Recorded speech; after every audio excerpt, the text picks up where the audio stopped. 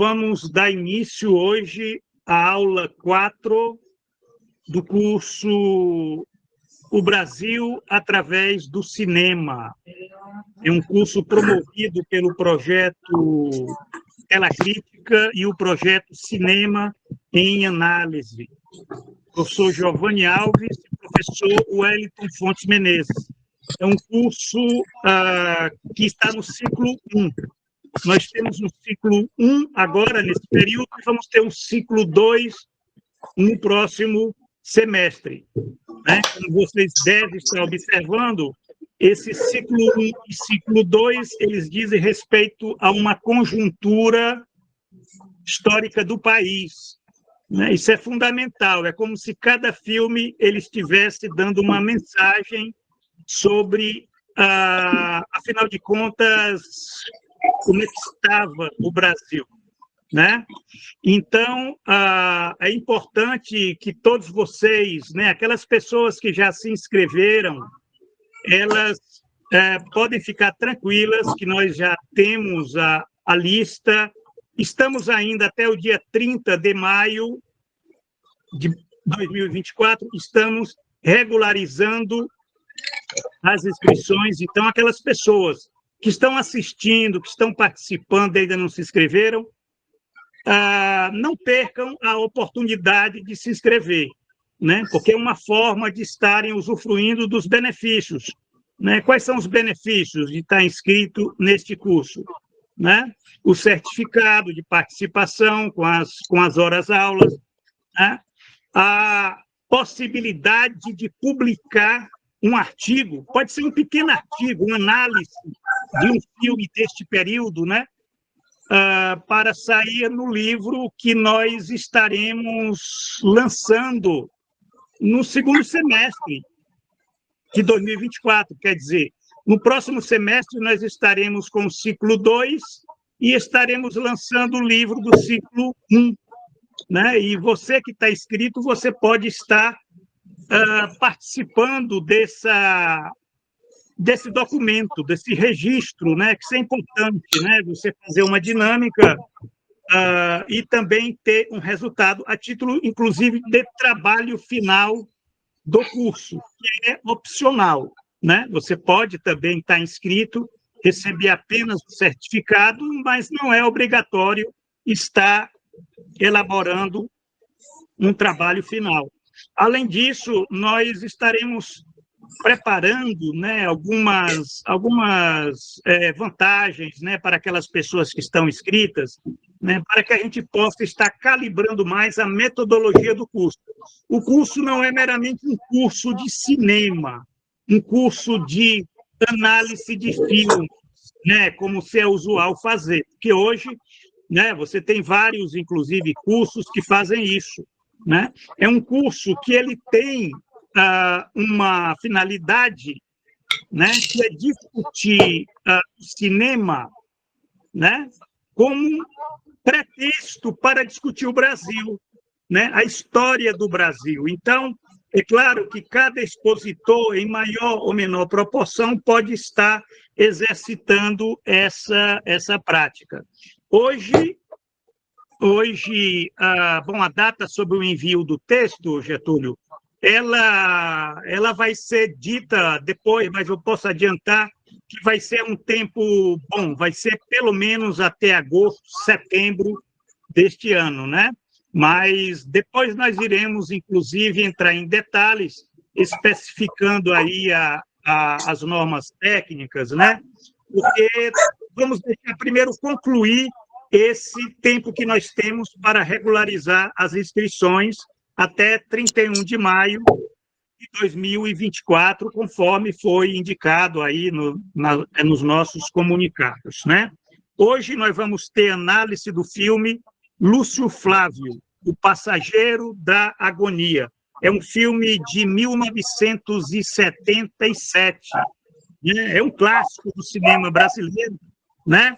E gostaria de estar dedicando essa aula 4 a Paulo César Pereio. Paulo César Pereio faleceu hoje aos 83 anos, na Casa dos Artistas, no Rio de Janeiro. um grande ator do cinema nacional. Então, num país onde a nossa memória é curtíssima, né? E onde fazer arte, fazer cinema é um ato heróico, né? Vai aqui a nossa homenagem, tanto minha como do professor Wellington, né?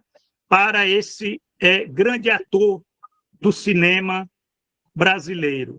Então, sem mais delongas, vou passar a palavra aqui para o professor Wellington Fontes Menezes, para ele encaminhar os trabalhos da aula 4. Por favor, Wellington. Boa noite, professor Giovanni, muito obrigado. Boa noite a todos e a todas. Boa noite, professor Maurício Paulise, que está conosco. E, conforme o professor Giovanni comentou, nós estamos aqui na nossa 4ª aula, com essa singela homenagem a Paulo César Pereira, e já comentar as nossas habituais regras, né, do nosso encontro, para que possa transcorrer de forma mais tranquila. Os microfones desligados, para que possamos transmitir da melhor qualidade possível. As perguntas no chat, vocês escrevam.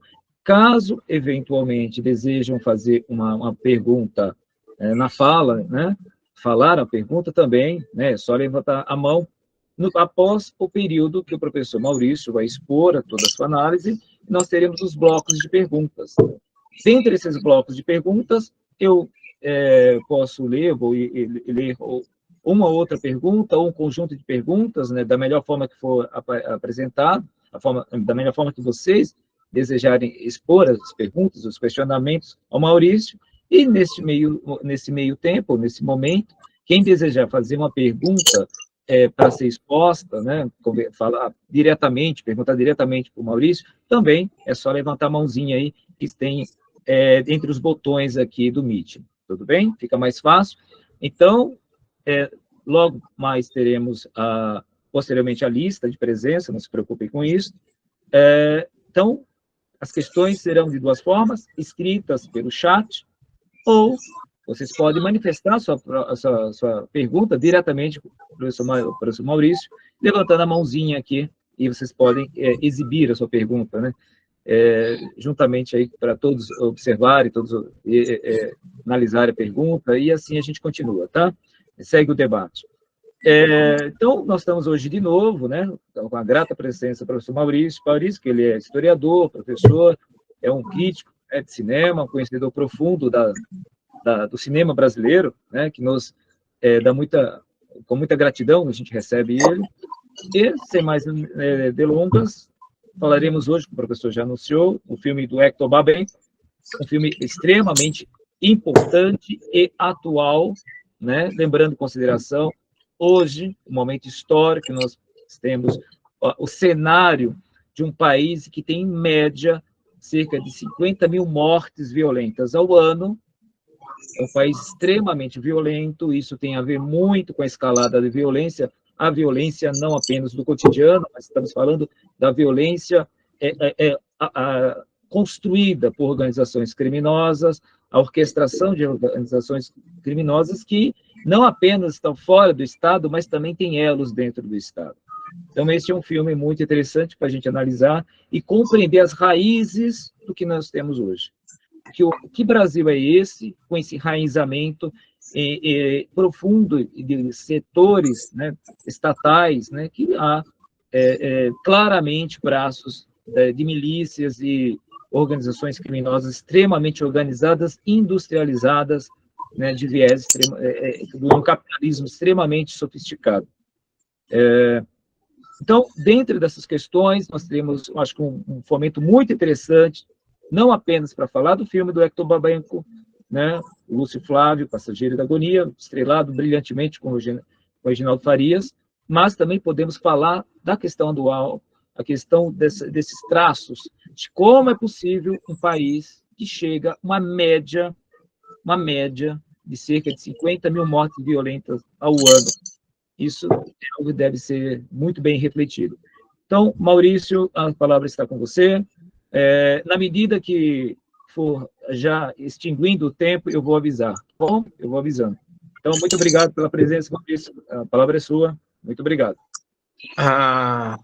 Bem, boa noite a todas as pessoas. Eu queria agradecer novamente o convite feito pelo professor Giovanni Alves e pelo professor Wellington Fontes Menezes. Eu soube do falecimento do Paulo César Pereira agora. Eu fui preocupado revendo o filme, lendo materiais e não vi a notícia. Estou literalmente consternado. Eu tive a oportunidade de ver pessoalmente o Paulo César Pereira, quando ele morava aqui em São Paulo, na saída de uma sessão de cinema. Né? Ele não era só um ator, ele era um fã de cinema. Paulo César Velho, que é seu nome, era gaúcho de Porto Alegre, né? E ele era um produto, né? Eu li uma vez uma longa entrevista daquela fermentação extremamente crítica da luta por reformas de base no Rio Grande do Sul. Lembrando que em 61 houve a cadeia da legalidade para garantir a posse de João Goulart, né? O Rio Grande do Sul era um estado que se destacava na vanguarda da luta social no Brasil, no final dos anos 50, começo dos anos 60. Sempre foi um baluarte da esquerda, no sentido mais amplo. E o Pereira nasce dessa cultura. Ele participa de obras seminais do cinema novo, Os Fuzis, o filme do Gustavo Dal, que é muito importante, eu coloquei lá no grupo, que me falha que é a cabeça. Ele esteve no Tudo Bem, que eu discuti na última aula, na aula passada. Ele está agora no Lúcio Flávio. É um ator pelo qual você não imagina o cinema brasileiro, com a sua voz extremamente peculiar, a sua narrativa e um tipo muito interessante, né? Então, uma grande perda para o cinema brasileiro, né? Um ator de verdade. Poderíamos fazer um paralelo com os atores do cinema político italiano, ao estilo de Jean-Marie Volonté. Né? É uma figura de um Brasil que está desaparecendo e não está sendo substituído por algo muito melhor. E antes de começar, eu queria falar a solidariedade do curso, a minha solidariedade pessoal, às vítimas da enchente do Rio Grande do Sul. Não foi um acaso da natureza. Temos talvez 150 mortos, muitos desaparecidos, mais de meio de milhão de pessoas deslocadas, mais de 1,5 milhão de pessoas sem eletricidade, sem acesso à água. Né? O que acontece no Rio Grande do Sul, sim, é fruto de alterações climáticas, mas essas alterações climáticas, como diria o Jason Moore, é o capital seno, não é o cidadão comum, é o capital. Nós sabemos que a devastação da Amazônia pelo agronegócio provoca uma onda de calor, um esquentamento, né, que está provocando uma ilha de calor no Sudeste e que impede que haja um espalhamento da chuva. Eu não sou profissional, mas é basicamente isso. A chuva fica só na região sul. Aqui São Paulo, que está quente para burro, poderia chover um pouco, concentrou lá. E provavelmente, talvez várias dessas regiões áreas do Rio Grande do Sul se tornem inabitáveis. Cidades vão desaparecer de vez. E isso é a combinação do quê? Da alteração, a destruição do agronegócio com políticas neoliberais. O senhor Eduardo Leite, o senhor prefeito de Porto Alegre, que eu não me preocupo em guardar o nome, se esmeraram na destruição de equipamentos públicos. Pode parecer estranho a temática da aula, mas essa situação que vimos da barbárie brasileira, da miséria brasileira, para citar José Chazin, ela é resultado de todo um processo, de um tipo de acumulação capitalista, de um padrão extremamente predatório e que destrói a natureza e ceifa vidas. A minha formação marxista se deve a um livro chamado A Ideologia Alemã. Todo mundo começa a ler o Manifesto Comunista, eu sou do contra. Eu comecei a ler a ideologia alemã e ali Marx fala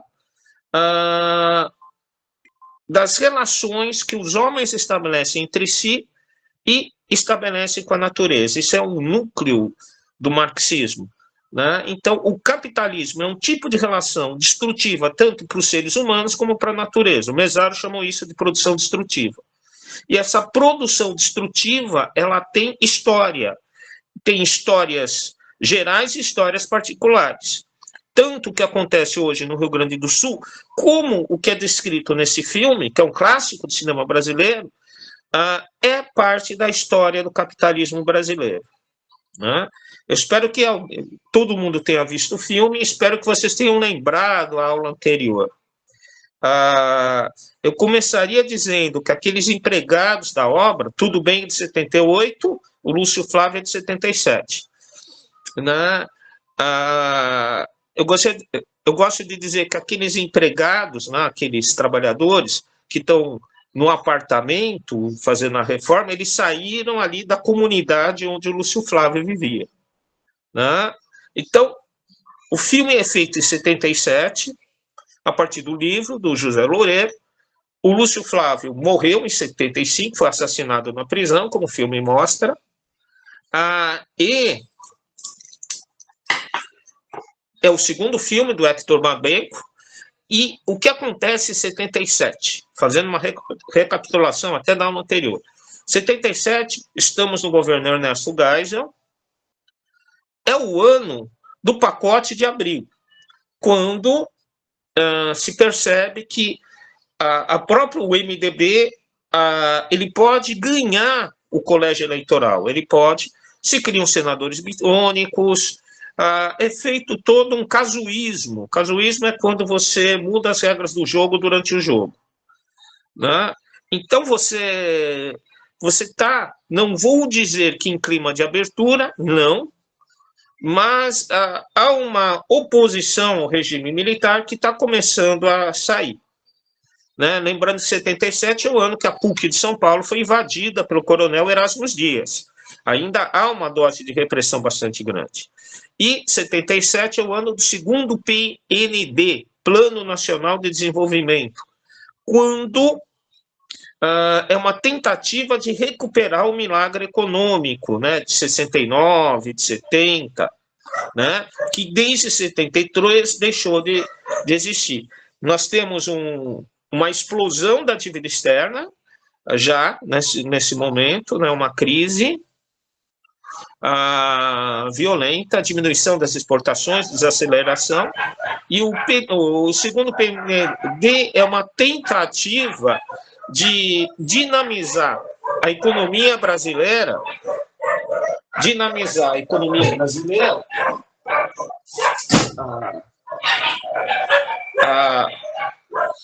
a partir de fortes investimentos estatais. Em 77, nós temos a eleição de Jimmy Carter, para a presidência dos Estados Unidos.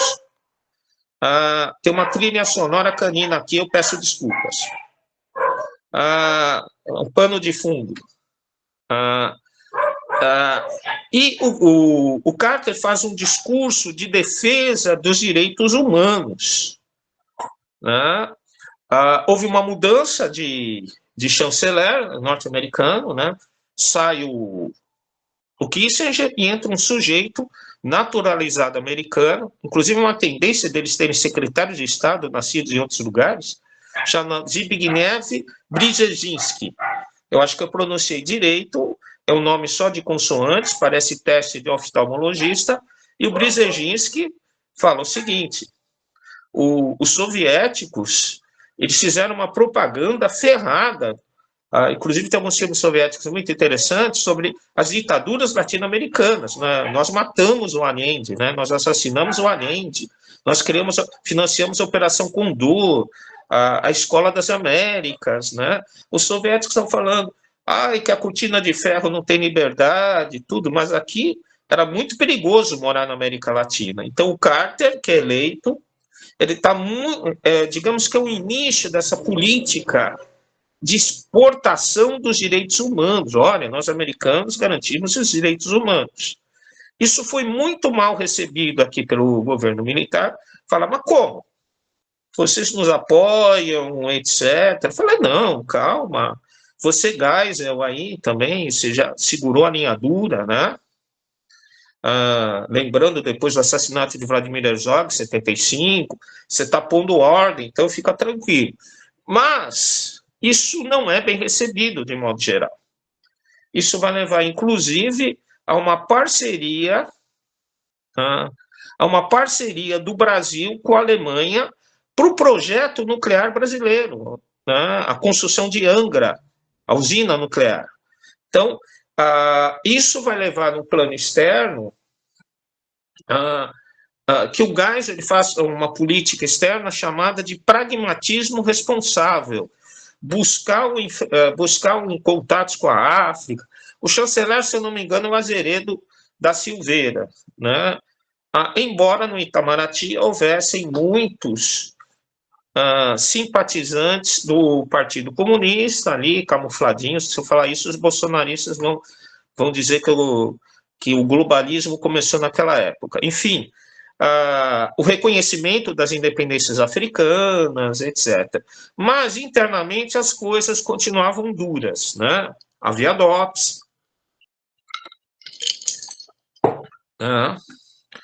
E a produção desse livro, que eu folheei, sobre o Lúcio Flávio, é uma tentativa de fazer uma denúncia dessa violência que envolve polícia, criminosos, mostrando quanto um padrão repressivo da ditadura militar, né, que vai confundir até hoje.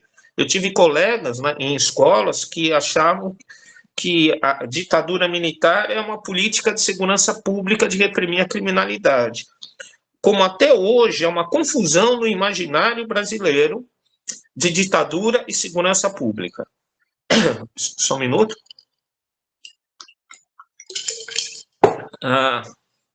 Então, nessa linha, esse filme ele está exatamente nesse contexto político, né, de aproveitar brechas, né? E ele vai fazer o quê? Ele vai usar a linguagem do cinema policial, né? Quando eu revi o filme para essa discussão, eu fiquei bastante surpreendido. Quando eu vi, eu tinha cabelo ainda, eu era bem novo, né? Não entendia tanto de cinema, não que eu entenda muito, mas eu não conhecia as linguagens exatamente. Me surpreendi como ele faz uma apropriação de uma linguagem do cinema clássico norte-americano, o chamado cinema de gangster, o chamado cinema policial, meio nó, história de detetives, assaltantes, né?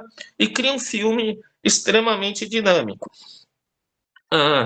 Apesar da temática da violência, ele é bastante diferente dos filmes do século XXI. Eu estou pensando em Cidade de Deus, do Fernando Meirelles, e estou pensando em Tropa de Elite, do José Padilha, e os outros filmes ali, os outros satélites que são parecidos, né, que tentam usar aquilo que a Ivana Bent chamou de cosmética da fome, tentam usar essa coisa, né? Inclusive, fazendo uma crítica a esse cinema do século XXI, há um esteticismo muito forte. São vícios do cinema publicitário, que quer fazer aquelas imagens marcantes, proporcionar experiências. O cara quer mostrar que domina estilos de câmera e estéticas. E esse filme, do ponto de vista do cinema, ele não tem esse vício estetizante. Ele conta uma história. Ele tem uma pegada realista. Ele tem uma pegada de falar do Brasil, né? Eu que estava vivo nessa época, eu era pequeno. Inclusive, eu ouvi o discurso do Jimmy Carter, enquanto meu pai prestava atenção na televisão, eu brincava de Forte Apache e ouvia o Jimmy Carter. Então, ele traz para nós uma dose de realidade, de historicidade do Brasil, que parece que foi perdida no século XXI. Parece que tudo começou em 2003. Essa é uma das críticas que eu faço ao PT. Parece que nós não temos história social, parece que nós não temos determinação social, determinação econômica. né? Tudo começou agora, no século XXI, nós estamos defendendo a democracia agora, e por aí vai. E quando você volta, né, as pessoas que estão pensando principalmente na situação do Rio de Janeiro, nós temos ali que a coisa é muito antiga, né? A coisa é muito antiga. A coisa tem uma determinação muito forte. Eu vou voltar sobre isso, mas antes eu quero falar um pouquinho do Hector Babenco. O Hector Babenco está no seu segundo filme, né? Ele dirigiu um primeiro filme chamado Rei da Noite, ambientado em São Paulo. É sobre um cara decadente da chamada elite quatrocentona que entra no universo boêmio, é o Paulo José que interpreta o personagem. Um filme bastante interessante, não sei se é fácil de achar, vi há muito tempo. O Lúcio Flávio é o segundo filme, né? Uma grande interpretação do Reginaldo Farias, né? Há dois atores que eu gosto muito, que têm uma presença, que são históricos no cinema brasileiro. O Milton Gonçalves, né, grande ator, e o grande Otero, né? Então, ele estabelece, de certa forma, uma continuidade com o cinema brasileiro. Se tem bons atores do cinema dos anos 70, né? O Reginaldo Farias, eu vou fazer aqui uma escavação arqueológica, ele participa de um filme que, se eu não me engano, é de 62 ou 63, chamado Assalto ao Trem Pagador. É um filme muito interessante, é sobre uma quadrilha, é um filme com um ator negro, Elisiar Mota, Luísa Maranhão, Jorge Doria, Helena Inês, né? Um filme muito interessante, o pessoal... Meu pai gostava muito porque ele parecia filme americano, né? Quando meu pai falava isso, é que o filme tinha um andamento muito cinematográfico, né?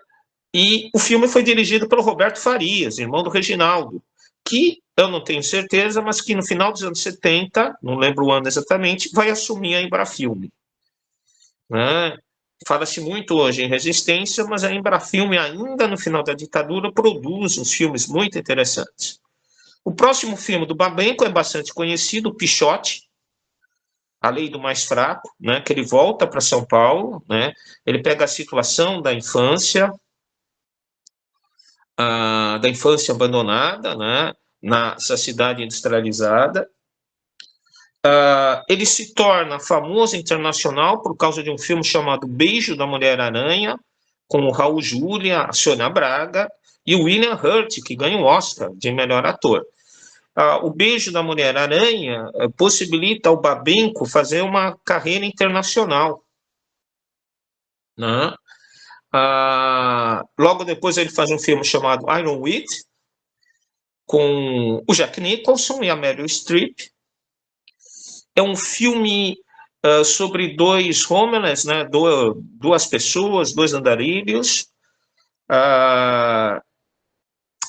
durante a Grande Depressão, resultante da crise de 29, pessoas que beiram a esquizofrenia, a loucura social, o estranhamento, né? É um filme extremamente subestimado. Você tem grandes interpretações, tanto do Nicholson como da Streep. Ele continua nessa carreira internacional e ele faz um filme chamado Brincando nos Campos do Senhor. Novamente, um filme com elenco, você tem o Tom Berenger, você tem a Daryl Hannah, a Cat Bates, que uma grande atriz que está muito bem no papel, que é a história de um piloto americano de origem indígena que participa do ataque a aldeias para o processo daquela expansão em relação à região amazônica. Lembrando que a expansão da Amazônia era o desenvolvimento econômico da Amazônia, inclusive entregando a capitalistas internacionais, como Daniel Ludwig, do Projeto Jari, era uma questão muito importante para a ditadura. Outro belíssimo filme do Babenco, subestimado, vale a pena assistir. O filme não é eco-chato, como tem muita coisa hoje em dia. Ele mostra a presença da determinação social é muito forte. Depois ele faz um filme chamado Coração Iluminado, que era para ser um filme internacional, mas ele faz aqui no Brasil, que mostra a juventude dele na Argentina, a formação intelectual dele, né? Quando depois ele vem para o Brasil. Um belo filme, inclusive com uma bela atuação da Maria Luísa Mendonça.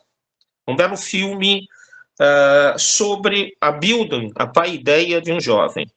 Depois ele faz Carandiru, já nesse século, né, adaptado do romance Drauzio Varela, um filme muito interessante, no sentido de que, apesar de ele não tem a pegada daqueles filmes que eu falei de estetização, né, Cidade de Deus. E eu acho que o último filme dele é Meu Amigo Hindu, que de certa forma é autobiográfico. Então, o Babinco, ele foi um diretor que foi bafejado pela efervescência cultural de Buenos Aires, né, pela influência cosmopolita, e ele pôde trazer todas essas influências em contato com o cinema brasileiro. Claro, o diálogo com o cinema novo, mas o Babinco é um dos diretores também que vai manter o caráter realista do cinema brasileiro, nesse clima de pós-cinema novo, de clima dos anos 70, ele não vai cair na alegoria fácil. Os filmes do Babinco, eles têm uma relação com a realidade que não é de estetização. Claro que são cinematográficos, as cenas são construídas ao enquadramento, à fotografia, à trilha, à interpretação. Mas ele não está preocupado com a figuração, ele está preocupado em contar a história. Avançando, o Lúcio Flávio, ele morre com 31 anos, ele era um rapaz do subúrbio do Rio de Janeiro, branco, de olho claro, isso inclusive foi a sua marca distintiva, que iniciou nos anos 60 uma carreira de assaltos, e isso chamou a atenção de elementos corruptos da polícia, e esses elementos corruptos passaram a cobrar proteção. Olha, você pode assaltar, desde que nós tenhamos uma parte. Essa parte vai se tornando cada vez maior, é a parte do leão. Isso vai aparecer na personagem do Paulo César Pereio, né, que se chama Moretti. Mas, como na própria introdução do filme aparece, o nome dos criminosos é real, o nome dos policiais é fictício. Todo mundo entendeu que esse sujeito era o Mariel Mariscotti, de Matos, que é um policial que se tornou extremamente famoso, nos anos 60, 70, ele era do Esquadrão da Morte, depois eu vou falar sobre isso, e levava uma vida de playboy. Então, o filme coloca essa trajetória, resumir o filme é fácil, do Lúcio Flávio Lírio, era o nome dele, na tentativa até de eventualmente tentar sair do crime, mas ele era refém desse pagamento, dessa produção, dessa proteção, de buscar mantê-lo ativo. Ao mesmo tempo, o filme tem um segundo plot, que é a relação do Moretti com o outro policial corrupto que está aparecendo na tela de vocês, o Ivan Cândido, que é esqueci o nome, que quer entrar na onda do achaque. Então, o Moretti, que era a princípio protetor, quando esse outro policial o convida, olha, nós estamos fazendo um negócio grande. O que é esse negócio grande? É o Esquadrão da Morte. Esse negócio grande, inclusive, nós vamos receber prêmios do governo estadual por desova, né, por bandido morto. Então, a gente não precisa achacá-los, a gente já vai ganhar matando. né? Nós tiramos e matando. Então, o que é interessante nesse processo é como o crime nessa cidade do Rio de Janeiro, nesse estado do Rio de Janeiro, ele vai se tornando uma estrutura organizada.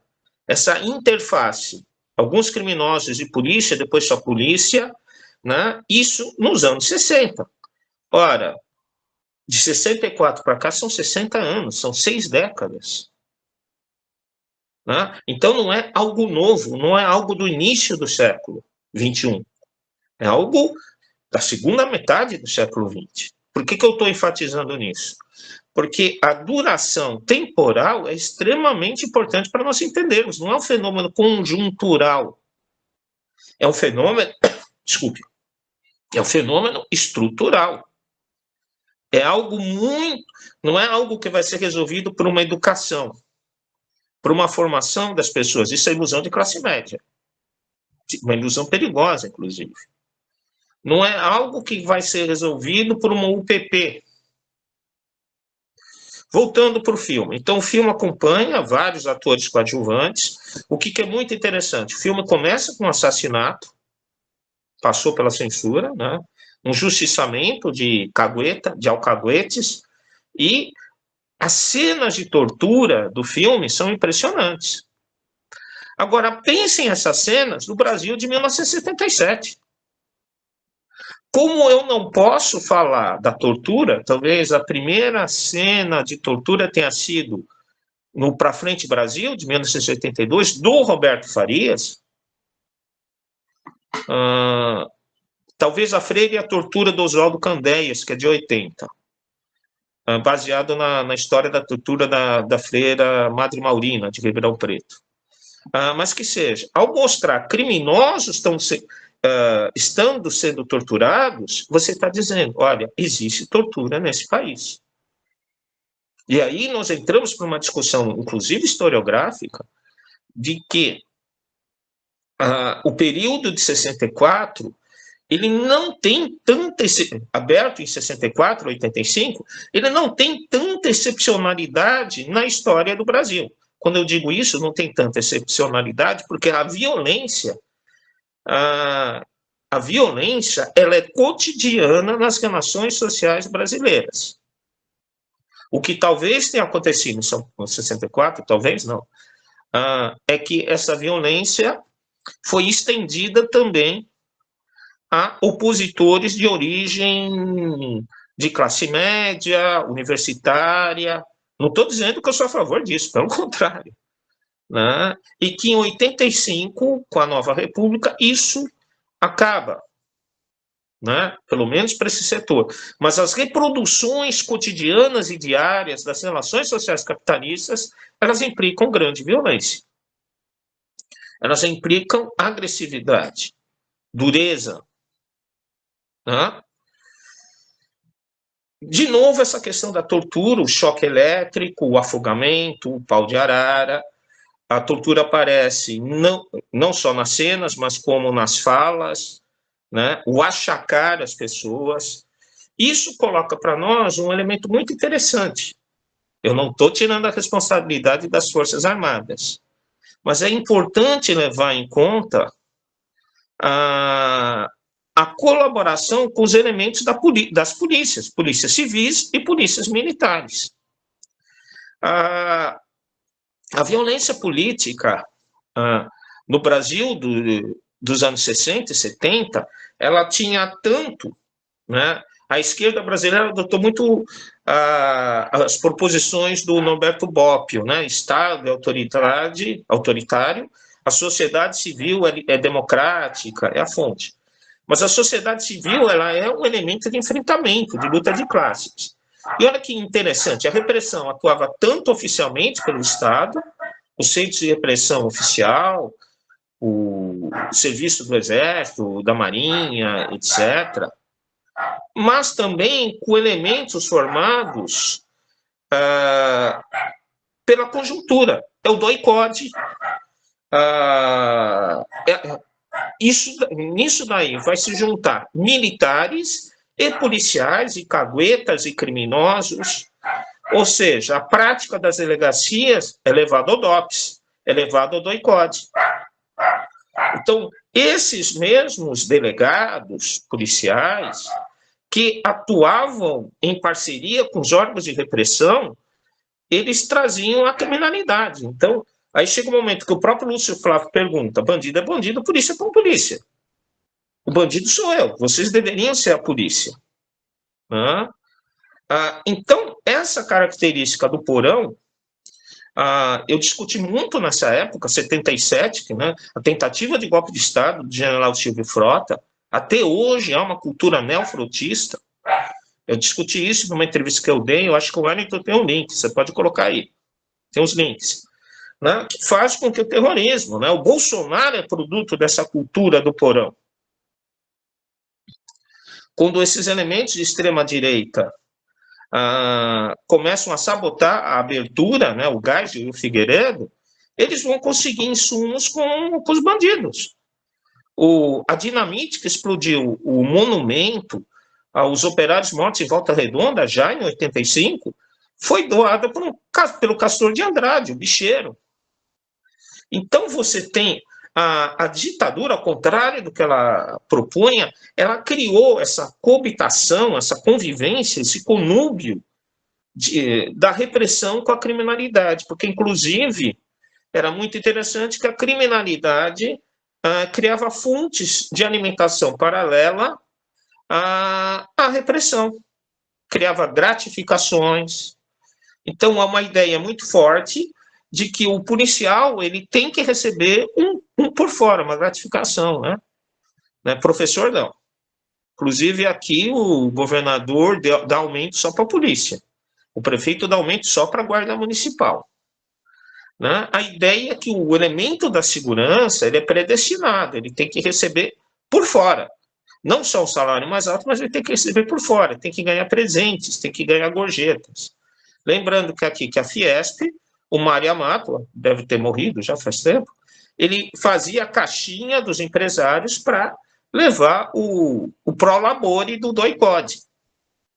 Então, esse Brasil aí é um Brasil onde a violência... Este Brasil, onde a violência faz parte da reprodução das estruturas do capital.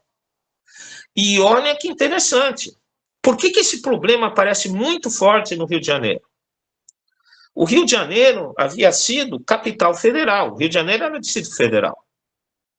O Distrito Federal era o Rio de Janeiro. Inclusive, quando Brasília passa a ser ocupada, havia um estado do Rio de Janeiro, cuja capital era Niterói, e aí o Rio de Janeiro ele passa, no começo dos anos 60, com a inauguração de Brasília, a ser o estado da Guanabara, o estado de uma única cidade.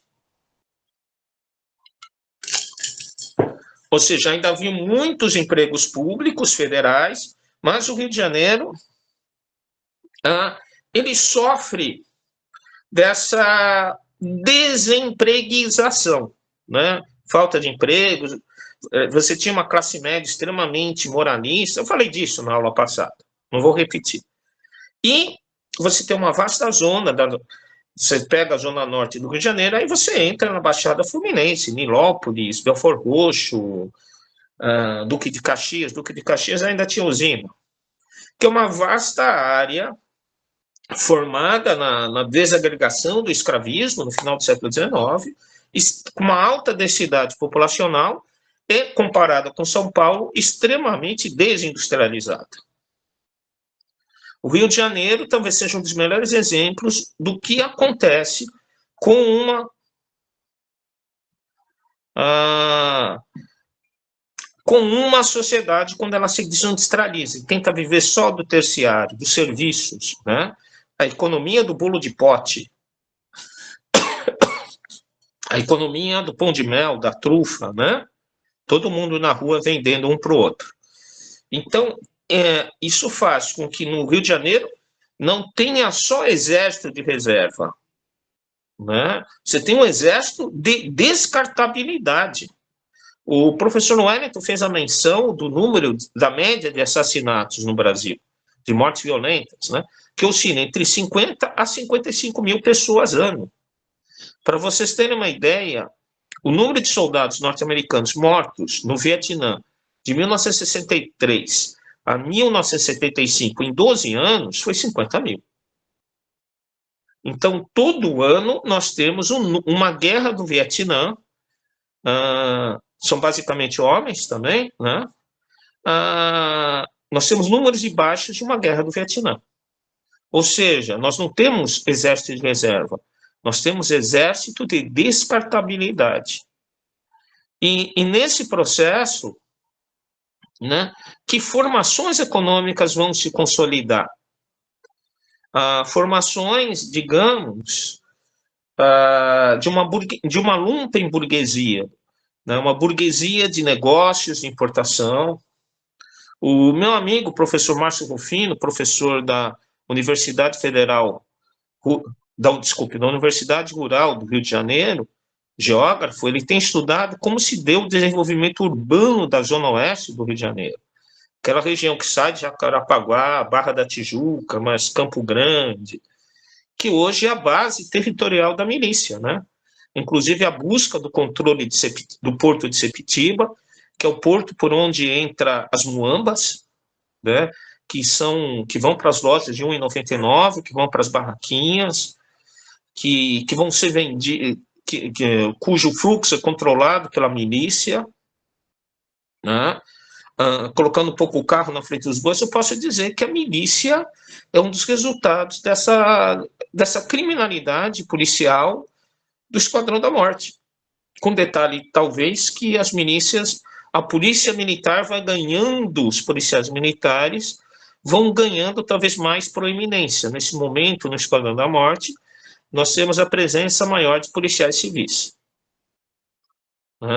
É muito interessante que nesses anos 60, 70,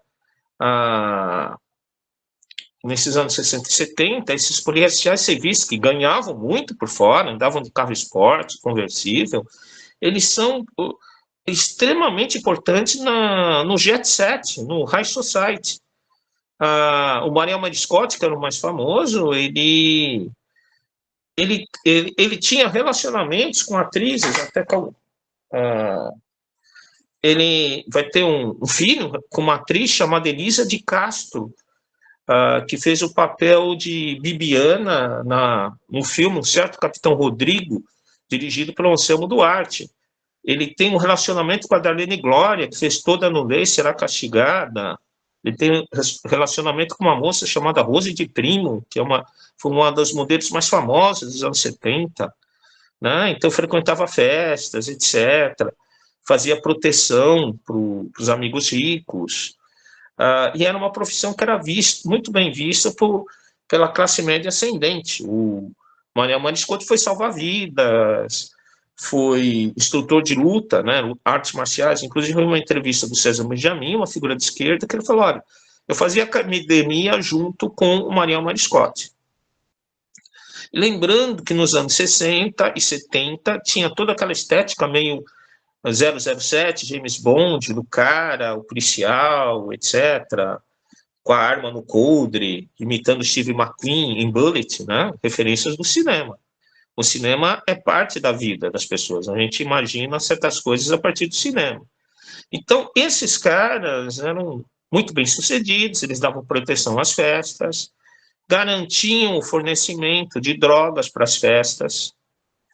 E, de certa forma, uma das chaves de ser lida, de você ler o Lúcio Flávio, é como se o Lúcio Flávio fosse o produtor direto que estava financiarizado, ou seja, pelo crime organizado do Esquadrão da Morte. Não sei se vocês vão achar engraçado o que eu falei, mas não é exatamente engraçado. É para vocês entenderem que o crime organizado é uma instituição capitalista, inclusive a mais transparente, né, de você colocar essa relação. Isso vale para o PCC atual, Comando Vermelho, Terceiro Comando, Milícia. E a proposição que está aqui, que eu quero defender, é que a junção da atrofia econômica mais corrupção mais violência policial criadas pelo regime militar são causa da cultura do inferno. Aí eu não estou sendo bairrista, que é o Rio de Janeiro hoje. E lembrando que Esquadrão da Morte, ele nasce da escuderia Lecoq, de um detetive carioca, que foi assassinado, Milton Lecoq, primo do brigadeiro Eduardo Gomes, e que ele tinha um lema, que ele deve ter visto em filme de guerra. Para cada policial morto, 10 vão pagar. Isso é coisa de nazista. Isso está em vigor até hoje no país.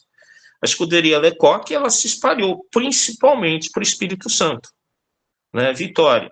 O que é o Espírito Santo? Sem nenhuma ofensa regional. Ele é um mini Rio de Janeiro. Tem os mesmos problemas de desindustrialização, de turismo, de pouco apoio, e aí o crime organizado. Teve até um sujeito que disputou o governo, o Cabo Camata, primo do ex-governador já falecido, Gerson Camata. Ele era um cabo da PM e era mais rico que o primo. Né? Então, essa mistura de crime, polícia organizada, e aí se coloca uma demanda que é importante, que é discutir o formato das polícias brasileiras. Polícia militar era auxiliar das Forças Armadas na ditadura. Né? O BOP, Batalhão de Operações Especiais, foi criado em 1970, inclusive para combater guerrilha. E nós sabemos hoje que, apesar do Capitão Nascimento, o BOP ele fornece instrutores pro crime, de armas, de táticas para o crime organizado. Estava lendo, cadê o livro? A República das Milícias, do Bruno Paes Manso. Ele mostra quem é o Queiroz, quem é o Adriano, que era capitão do BOP, assassino. Vocês sabem de quem ele é assassino. Não vou falar. Então, começar a pensar essa estrutura. Né? Não basta fazer uma nova Constituição, não basta garantir eleições com um monte de partido, inclusive de esquerda. As relações sociais, o cotidiano no Brasil é autocrático. Na véspera de 64, o Rui Mauro Marini, um teórico importante da dependência, dizia que pelo tipo de formação de capitalismo no Brasil, belo carro aí, a classe trabalhadora tende à superexploração. Talvez, sendo bastante ousado, tentando dialogar com o Rui Mauro Marini, eu diria que hoje a classe trabalhadora brasileira tende à descartabilidade. Né? Tem gente demais para o capital, que não serve nem de reserva. Então, voltando até para o filme, é um filme que você começa a ver, você vai assistindo, né? Filme violentíssimo, mas não é um filme violento. A violência desse filme faz parte da descrição realista. Ele não tem aquela coisa do Tarantino, de o cara toma um tiro, dá uma cambalhota. Como diria o Nelson Rodrigues, é a vida como ela é. Né? E talvez esse filme de 77 faça pensar que no Brasil de 2024, o filme tem 47 anos, será que a gente não perdeu a mão, inclusive, na nossa produção cultural e intelectual? Será que a gente não está discutindo o etéreo? Etéreo é aquilo que vem do éter, e não o real? Eu paro por aqui e espero responder perguntas. Eu tentei focar na época histórica do filme. Vou falar um outro negócio. Até tem a entrevista que eu dei. Em 81, teve um grande show pela abertura. Em 79 tem a abertura, que seria feito no Rio Centro. 2 militares, um deles está vivo, um oficial e um sargento, iriam colocar uma bomba para dizer que houve um ato terrorista e a abertura regredir, um novo fechamento. A bomba explodiu no colo do sargento e o episódio do Rio Centro. Né? E quem são esses caras? São caras do porão, são caras que têm a ligação com o neofrotismo, são caras da cultura da violência, do submundo. Né? ditaduras, suspensão do habeas corpus, eles sempre vai trazer uma ligação com o submundo. Ele não vai trazer uma ligação com a lei e a ordem. Por isso que uma das piores besteiras que foi aprovada nesse país é a GLO, parece marca de gás de cozinha, garantia de lei e ordem, feita para impressionar durante a Copa de 2014 e as Olimpíadas. A pior besteira. Isso daí é um instrumental golpista. O Múcio, que é um golpista infiltrado no governo, quis decretar uma GLO em Porto Alegre. Isso se estende. Essa GLO precisa ser discutida. Nós temos um traço autoritário, nós temos uma cultura do porão que não desapareceu e está viva aí com a violência policial. Obrigado. Vou tomar uma aguinha esperando perguntas, críticas, reclamações. Muito obrigado, Maurício. Né? Uma excelente exposição. Se não gostou, quem devolve o dinheiro é o professor Wellington. Muito bem, muito obrigado pela exposição, Maurício. E agora estou esperando as perguntas, né? Estou vendo aqui o chat, não há nenhuma pergunta aqui, gente. Vamos manifestando as perguntas, tá? Mas eu vou aproveitar, né, que não há perguntas ainda no momento aqui no chat, eu vou pegar o finalzinho, que eu acho que é bastante preocupante, de como é a ascensão desta escalada da violência militar, paramilitar, que começa nesse filme, digamos, né? Começa, digamos assim, a explorar essas relações entre polícias e Estado, polícias em posição de um terror de Estado, e desapercebidamente, como você acabou de falar, é colocado no governo de esquerda um GLO. Então, a pergunta, Maurício, como é que a gente... na verdade, apenas uma pergunta retórica para a gente tentar pensar o passado e o presente, o que significa para as pessoas que talvez não entenderam ou não conhecem o que é a GLO, você explicar um pouquinho, e quais os riscos reais dessa GLO dentro do enraizamento da violência estrutural que existe no Brasil. Vamos lá. Isso é pergunta para jurista, eu sou professor de história. Né?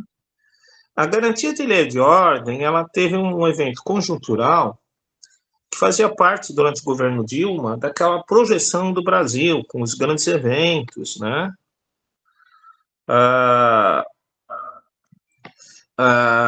Eu não conheço exatamente o texto da lei, em detalhes, mas eu sei como ele é arriscado.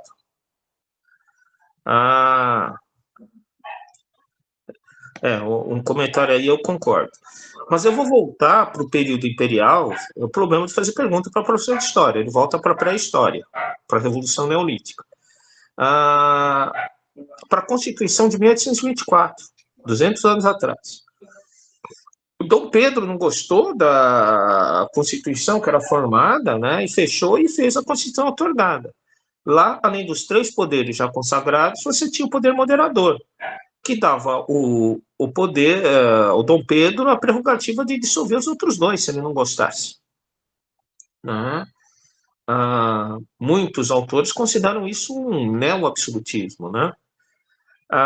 É interessante que esse poder moderador influenciou um jurista alemão chamado Carl Schmitt.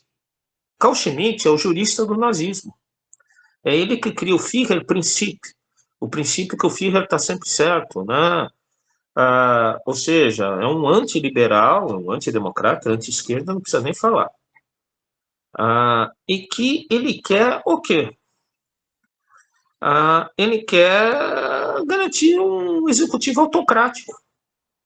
E essa ideia de um poder moderador presidencial é muito forte. Vai aparecer na Polaquinha, a Constituição de 37, no Estado Novo, os militares com os atos institucionais, e isso daí é retomado recentemente pelo bolsonarismo.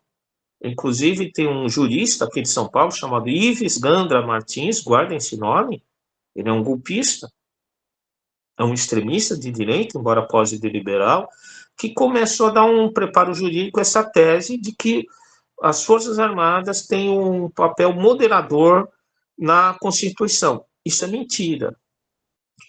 Por isso que o GLO ele é extremamente perigoso, porque essa tese do papel moderador das Forças Armadas é muito forte na extrema-direita. Parece que se tornou um dos elementos da identidade política daquele bloco.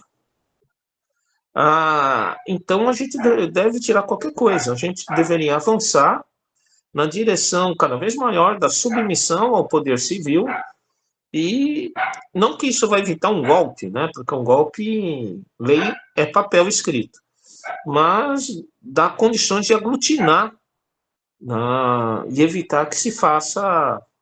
Enfim, é isso. Então, o GLO é um ato institucional. Ele tem a força da instituição que garante. E o Exército Brasileiro tem um problema.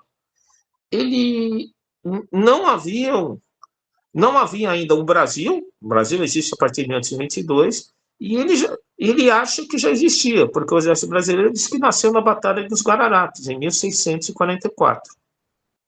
44, 45. Então, o Exército existia antes do Brasil, o que quer dizer que ele é o responsável pelo Brasil. Então, isso é muito perigoso. Exército, polícia, né? A ideia de que aqui só funciona com uma situação disciplinar.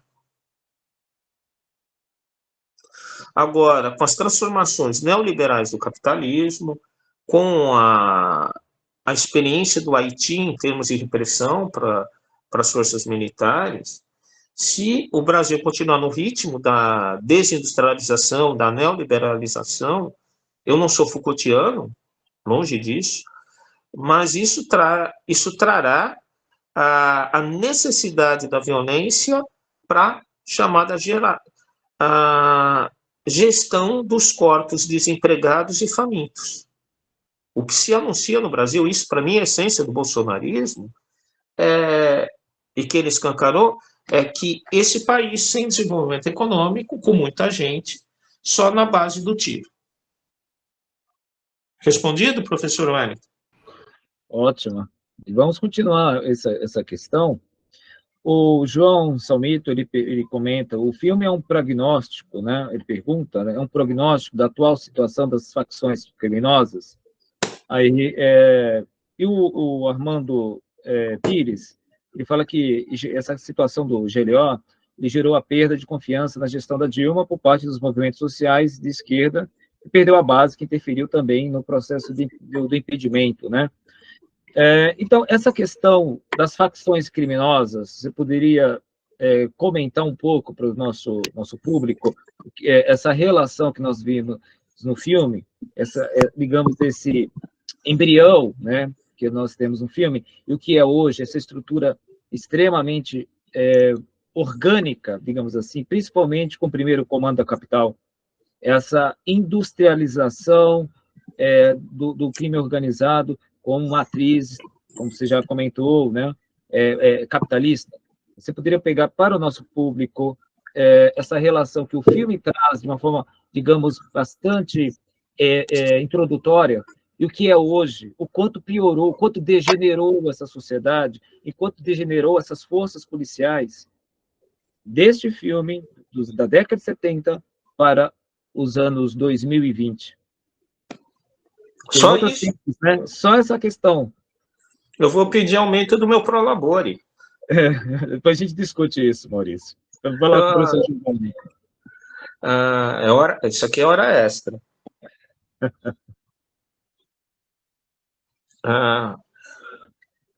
Então, vocês lembram que eu falei agora há pouco que o Lúcio Flávio ele vai fazer a denúncia dos membros do Esquadrão da Morte e vai morrer por isso, né? Que eu falei que ele era, de certa forma, um produtor criminal independente que se revoltava contra os tentáculos financeiros do crime organizado, né? Então, o que eu vejo para o Rio de Janeiro? Que, inclusive, tem um estoque de mão de obra por crime descartável, inclusive pelos próprios criminosos, violentamente por causa daquele quadro desindustrializante, né? As organizações criminosas, dada a grande violência, a tortura Existe aquele mito de Comando Vermelho, surgiu na Ilha Grande, do contato com os presos políticos, etc. Né? Isso é um mito, porque, na verdade, eles eram muito separados. Os presos políticos, de certa forma, evitavam o contato, até porque era perigoso, né? Tem um filme interessante, Quase Dois Irmãos, Caco Ciocler, Antônio Pompeu, né? Flávio Baurac, muito interessante esse filme. Agora, é um mito. Eu acho que esse mito é mais criado para criminalizar tanto os bandidos comuns como a esquerda, mostrando que a esquerda sempre teve ligação com crime. Eu acho que as pessoas detestam usar essas expressões pós-modernas, mas precisa ficar atento com essa narrativa. Eu lembro que tinha uma novela da Globo que tinha um deputado de esquerda e depois descobria que ele era ligado ao crime organizado. Os caras fazem a propaganda ali para o inconsciente, né? Então, é uma das coisas mais comuns juntar a esquerda com criminalidade.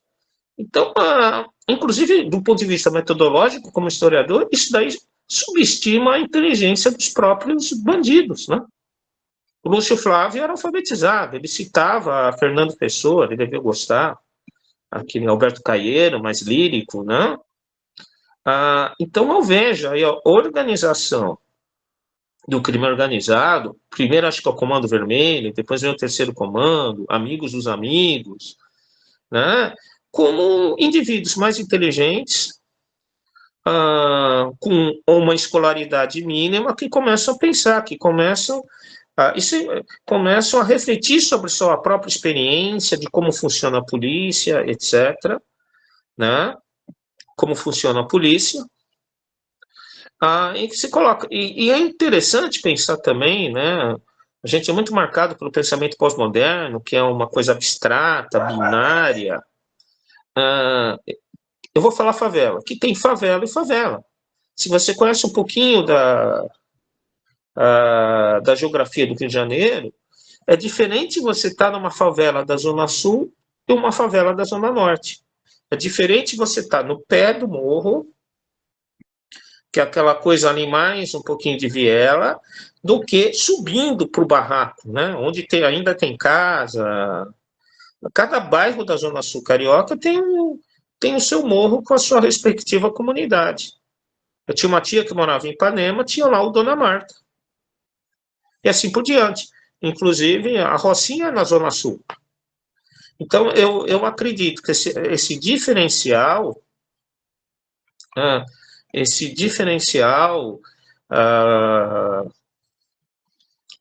forma lideranças diferentes. Que nem o Marcola. O Marcola estudou no colégio que eu fiz estágio. Era ótimo aluno. Eu tenho um colega que deu aula para o Marcola. Né? E nessa linha, o que eu ia dizer? Desculpa, deu um branquinho aqui. Você tem que entender esse movimento. Pegando um outro filme, Meu Nome Não é Johnny, por exemplo, é importante que os anos 70 são os anos da cocaína. Até tem a música do Gilberto Gil, que eu acho que é de 79, realce, quanto mais purpurina, melhor. Essa é a versão social, né? A versão na verdade, é realce, quanto mais cocaína, melhor. Né? Então, isso vai dar um fluxo de capital, principalmente para as favelas perto da Zona Sul. Né? Assistam Meu Nome Não é Johnny, que vai colocar. Inclusive, se vocês prestarem atenção, as milícias não estão nas favelas da Zona Sul, que são antigas do tráfico. Ali, talvez, o forte das milícias é a nova região do Rio de Janeiro, que é a Zona Oeste. A Zona Oeste que começou a ser urbanizada nos anos 60. A Zona Oeste, o Rio de Janeiro tem Zona Sul, Zona Norte, até os anos 60 só tinha Zona Norte e Zona Sul, a Zona Leste é a Baía da Guanabara, a Zona Oeste é aquilo que vai, aquela restinga de Jacarepaguá, que aí vai surgir a Barra da Tijuca, vai surgir Campo Grande, Santa Cruz, qual que é o nome? E que vai, essa zona oeste, que ela está perto, ela sobe do outro lado da serra e vai avançando em direção à Baixada. Esse é o território da milícia. Inclusive, até plebiscito para se emancipar do Rio de Janeiro já tinha. É a subprefeitura de Campo Grande. Essa é a área territorial da milícia, onde eles controlam construção, comércio ambulante, gatunete, enfim, uma série de coisas. Aí eu falei dessas organizações criminosas ligadas ao tráfico, que tendem a se ligar ao tráfico internacional. Tendem, não, se ligar ao tráfico internacional de drogas. Agora, a milícia é um dado muito interessante. Ela é literalmente um empresariado capitalista lumpen. Ela é o empreendedorismo criminal em larga escala, entrando nas áreas que o Estado não entra, que a prestação de serviços não entra. Né? Ela é um novo Estado. Por isso, ela começa a eleger vereadores, prefeitos, aqueles nomes lá, aqueles campi isolados da Universidade Rural, Federal Rural, da UERJ, todos ficam ilhados quando eles querem. Então, é importante, não agora, né, hoje, domingo, mas existe uma geografia. Né? Então, precisa ter um olhar menos deslumbrado. Né? Notícias de uma Guerra Particular é um grande documentário. Mas o João Moreira Salles é um rapaz muito fino que ficou impressionado porque o traficante pensa. Né? Eu fico, nossa, as pessoas sabem ler e escrever? Né? Puxa, até tomou um Dom Perignon com... Como que era o nome do... Esqueci. Então, esse olhar muito de classe média de esquerda, progressista, etc., impede de ver a coisa como um fenômeno social e econômico do capitalismo brasileiro, periférico, tardio, colonial, blá, blá, blá. Né? Então, essa geografia, né? Aí a milícia, como que nasce a milícia? Ela diz que vai limpar o tráfico. Como que ela limpa? Assumindo o controle. É o Tropa de Elite 2, basicamente. Né? Agora, em São Paulo tem diferenças. A periferia de São Paulo é diferente. Para quem não é periférico, parece tudo igual. A periferia de São Paulo ainda tem uma vinculação com o universo do trabalho formal, cada vez menor, graças, inclusive, aos governos do PT. Então, nós temos aqui o crime, né, o PCC, né, que não é banditismo social, que tem o caráter da empresa paulista, né, arrojada, usada. Ele não tem a expressão que você poderia atribuir no Rio de Janeiro, até se lê o Lúcio Flávio como um bandido social, mas o crime organizado não tem esse aspecto de banditismo social, de rebelião contra o capital. Ele é parte do capital no Brasil. Respondido? Muito bom, muito bem, Maurício.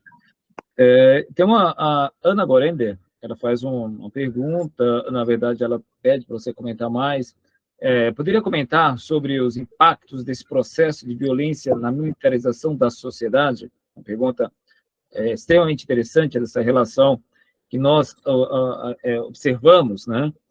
E aí eu posso até fazer um link, já que você é um professor, também um professor, dessa fetichização pelas escolas cívicos-militar, e ela continua aqui, a militarização e a naturalização de uma extrema violência nas forças repressivas, a ponto de policiais rodoviários se sentirem à vontade para colocar um cidadão em uma câmara de gás, improvisada publicamente, sabendo que estavam sendo vistos, sendo filmados, né? Quer dizer, essa ideia do livre-arbítrio das polícias que não encontram parâmetro para coibir o seu poder, né? Então, essa questão, Maurício, poderia explanar para nosso público aqui a respeito da violência, que ela vai se enraizando, essa violência, e, mais do que isso, essa violência de viés militar e esse fetiche por escola cívico-militar, que isso mostra também uma falência da educação pública e a falência da própria estrutura do Estado. Só isso. Eu vou entrar em greve, que nas federais, estou ganhando pouco. A Ana Gorender está aí ainda? Dá um sinal de vida. Eu estou aqui, professor. Eu até completo, quer dizer, a minha questão é um pouco voltada, né? Um processo Não, assim. eu tenho uma notícia para você. No mês de junho, eu vou organizar o segundo webinário, a Segunda Guerra no Cinema. Vai acontecer. E uma das sessões vai ser dedicada à participação de Jacob Gorender na FEB, na Itália. A gente fica contente, né, claro. Eu tive a oportunidade de ver o camarada Gorender pessoalmente. Foi uma honra para mim. Então, é uma homenagem que eu coloco aqui. A gente precisa lembrar as pessoas. A gente fica bem assim, né? Mas é isso, enfim. É também a questão, assim, a tortura, ela saiu dos porões, né? Ela agora é pública.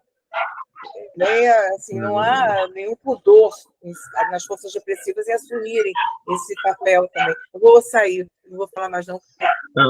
Eu diria mais. Você tem...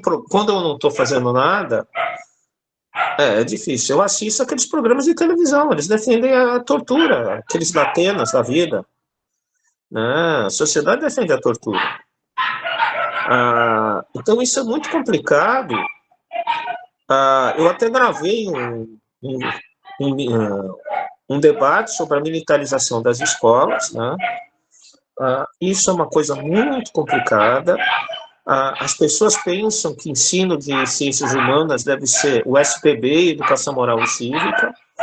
Mas, de novo, aquilo que eu falei há pouquinho tempo atrás, as pessoas acham que militar garante a segurança pública. E os militares se locompletaram durante o regime. E, inclusive hoje, né, os caras comem lagosta, né, os caras... tem essa figura que é esquecido, Pazuello, né, que é da intendência, né, os intendentes são craques em desviar material. Então, essa ideia que a violência, de novo eu volto àquilo que eu falei agora há pouco, um capitalismo caótico ficou claro para a parte da classe dominante, para o capital, que só pela violência e pela repressão. Né? Olha o modelo de El Salvador, que é um país pequeno, mas é esquecido. Justiça sumária. Execuções, né? Pena de morte, redução da maioridade penal. Né? Então, nós temos aí todo um caldo de cultura. A militarização das escolas é isso. Além disso, a militarização é um ótimo emprego para um bando de policial militar, de militar reformado. É uma boquinha. Eles querem boquinhas. Né? O governo Bolsonaro tinha, acho que, quase 10 mil militares, né, em alguma boquinha, militares da ativa e da reserva. Então, nós não podemos permitir isso. Agora, só que tem uma coisa. Né? A luta política, diria o Gramsci, é uma disputa pelo senso comum. Senso comum não tem, para o Gramsci, para os ingleses, não tem uma conotação pejorativa. Senso comum em inglês é common sense. E common sense, a melhor tradução é bom senso. Não adianta combater as escolas militares se você não tiver um projeto de educação de qualidade. Essa esquerda brasileira, inclusive na educação, pós-modernizada, identitária, que só quer fazer oficininha cultural, que não está atenta. Eu sou professor da Prefeitura de São Paulo. Eu tinha alunos de 14 anos analfabetos funcionais. Em Cuba, isso nunca aconteceria. Aquilo que antes era alfabetizado em um ano, leva 5. E mesmo assim o cara não sai alfabetizado. Você pode dizer que eu estou fazendo uma crítica tradicionalista, conservadora, mas essa é uma questão política. Se a escola não tiver, a escola democrática não tiver qualidade intelectual, modifique a vida do jovem. Eu tenho um pai semi-analfabeto que diz, meu filho está a vida inteira na escola e eu sei mais do que ele. Eu estou desabafando um pouco como professor. Propostas da direita vão ganhar o senso comum. Não é porque a esquerda é perfeitinha, não sei o quê. Nós precisamos lutar pela hegemonia. E para lutar pela hegemonia, precisa mostrar serviço. Não é lacrar. É mostrar serviço. Então, nesse sentido, a esquerda está perdendo. Né? Não vou falar nem esquerda, o campo democrático. Né? O SUS é uma ótima proposta que nasceu da esquerda, do Partido Comunista.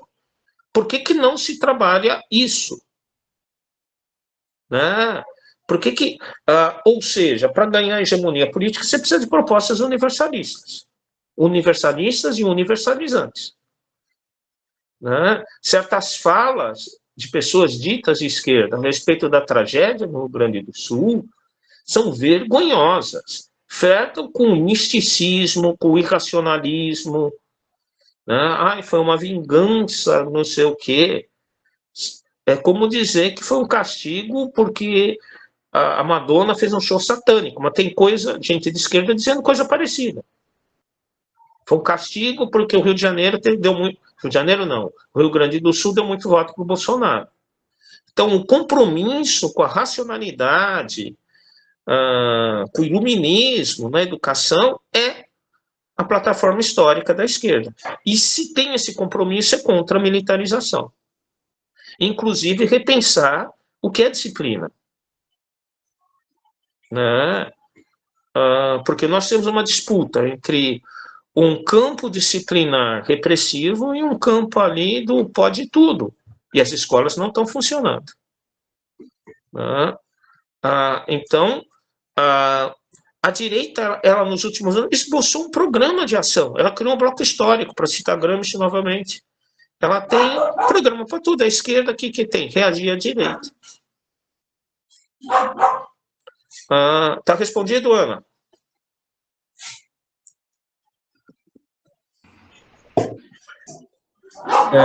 Bom, Maurício, acho que, de acordo com o nosso tempo aqui, já temos 1h30 de aula, e não há mais perguntas aqui no chat. Ana, você gostaria de complementar? Não, tá... Tudo bem? Não, tá perfeito. Olha só, eu vou abriu aqui o microfone sem querer. É porque eu demoro para escrever. Não, professor, muito obrigada. Respondeu sim, claro. Beleza. Muito obrigado, Ana, pela sua participação. Se não há mais perguntas, né? Estou vendo no chat, não há ninguém que levantou a mão para a gente fazer uma outra pergunta, e também pelo tempo avançado. Então, Maurício, eu agradeço a sua participação.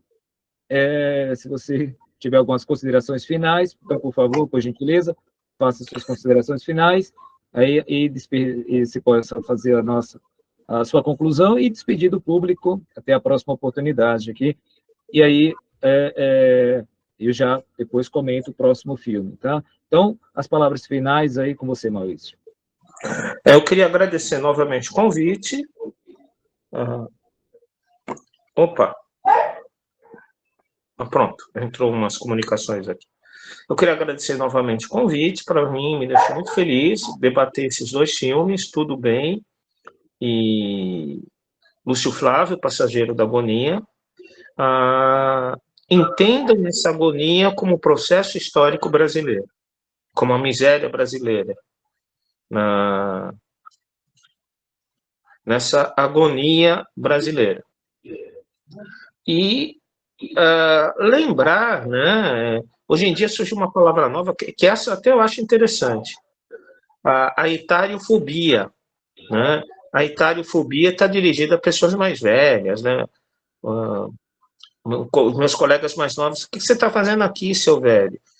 Reclamo por Lula, porque eu já estaria aposentado se não fosse a reforma da Previdência de 2003. Mas a pior etariofobia é contra a própria história do Brasil. Como se o Brasil nasceu no século XXI. A produção intelectual relevante houvesse nascido no século XXI. E essa produção, ela tem todo o embasamento do domínio da indústria cultural no país. Eu gosto de dizer que nos anos 70, o domínio da indústria cultural, até os anos 80, não era perfeito, já existia. Então, voltar para essas produções cinematográficas, voltar para as produções literárias, para os textos teatrais, para a produção musical, desse Brasil do final do século XX, dos anos 60 para cá, é muito interessante. E para fazer o contraste. Eu venho de uma tradição intelectual que acumula conhecimento. Ele não substitui conhecimento. Então, como eu falei, eu gostaria de contrastar, inclusive, o Lúcio Flávio com esses filmes estetizantes, Tropa de Elite, Cidade de Deus, não que eles sejam ruins como cinema, não são. Tem até mais apuro técnico, se você for comparar. Mas o realismo do Lúcio Flávio é uma coisa, assim, fantástica. Então, novamente agradecido ao professor Wellington, ao professor Giovanni, as pessoas que ficaram até agora segurando o horário do jantar para nos ouvirem, né? E espero voltar numa próxima oportunidade. Uma feliz noite a todos. Muito obrigado, Maurício. Com certeza você estará em próximas oportunidades.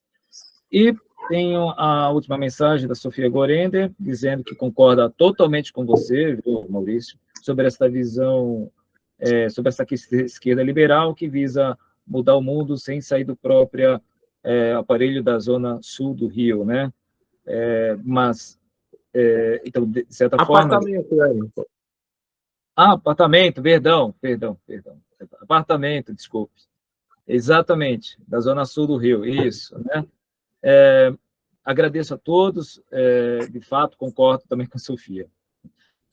Então, agradeço a todos a participação, lembrando que o próximo encontro, daqui a 15 dias, dia 26 de maio, nós teremos o filme Bye Bye Brasil, com o Rafael Elps, que vai comentar este filme.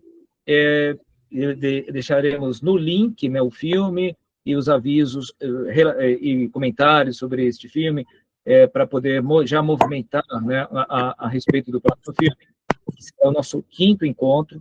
Então, eu agradeço a participação de todos, agradeço a participação do Maurício mais uma vez, e agora vou passar a palavra ao professor Giovanni, e muito obrigado a todos e a todas, e até o nosso próximo encontro. Uma boa noite. Professor Giovanni, com o senhor. Bom, eu queria agradecer ao professor Maurício Parisi pela análise crítica do filme Lúcio Flávio, O Passageiro da Agonia. Um filme clássico, infelizmente muito atual, e a realidade hoje é pior do que o filme.